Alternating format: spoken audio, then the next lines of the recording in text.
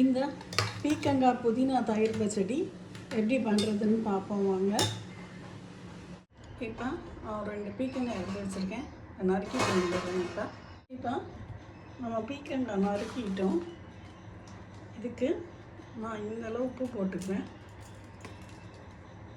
சும்மா கொஞ்சம் புதினா எல்லாம் நான் கழுவி வச்சுருக்கேன். இதை பீக்கங்காயெல்லாம் போட்டுக்கிடலாம்.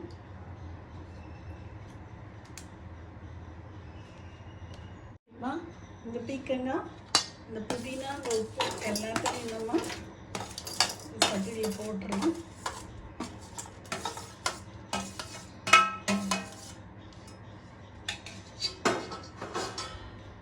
இப்போ இது நம்ம இப்போ தயிர் பச்சடி பண்ணிக்கிடுவோம்.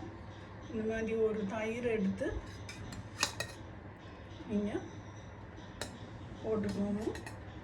இது நம்ம சாதத்துக்கு, சப்பாத்தி, பூரி எதுனாலும் நம்ம சாப்பிட்டுக்கலாம். பீக்கங்காய் தயிர் பச்சடி சாதாரணமாக இருக்கும். நீங்கள் தாளிக்கணும்னா தாளிச்சுக்கோங்க. நம்ம காரம்லாம் போடலை, ஏன்னா குழந்தைங்க சாப்பிட்டா காரம் தேவையில்லை. நம்ம எப்படி நம்ம சாப்பிட்டுக்கலாம். செம்மையாக இருக்கும். ட்ரை பண்ணி பாருங்கள் ஃப்ரெண்ட்ஸ். பாய்.